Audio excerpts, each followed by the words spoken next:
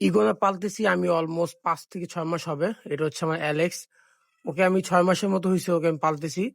তো ওকে আমি সবসময় কিন্তু এই রুমে ছাড়ি, ও একটু হাঁটাচলা করে অথবা ওর সাথে আমি একটু ফ্রেন্ডলি হওয়ার ট্রাই করি এখানে ছাইরা। বাট আজকে জিনিসটা একদম অবাক করার মতো, ও কখনোই এমন করে নাই।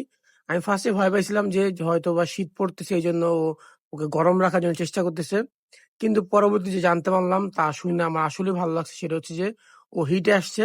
বলতে গেলে ও এখনো ফুল অ্যাডাল্ট হয় নাই, বাট ও অ্যাডাল্টের দিকে যাইতেছে।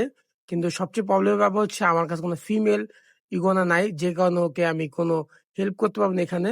ওকে এইভাবে রেখে দিতে হবে আমার, কারণ কি ওর একটা যে চাহিদা আছে ওর, ওটা পূরণ করতে হবে, নাহলে ও খাওয়া দাওয়া সব বন্ধ করে দিবে। এখন আমি খুঁজতেছি কোথাও কোনো ফিমেল ইগোনা আছে কিনা। আর ফিমেল ইগোনা অনেকের কাছে আছে, কিন্তু কোনো ফিমেল ইগোনা হিটে আছে কিনা ওইটা আমি খুঁজতেছি। আর অনেক ফোন টোন করার পরে আমি কারো খুঁজে পাইলাম না। তো তারপরে কালকে দেখি কোনো ফিমেল ইগোনা পাওয়া যায় কিনা। আরো এত জোরে এটা ধরে রাখছে, এটা খোলা খুব কষ্টকর।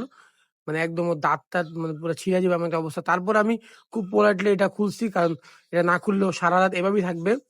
আর ওর চেহারাটা দেখে আমি একদম টকটকা কালার এসে বছর ওর ভিতরে।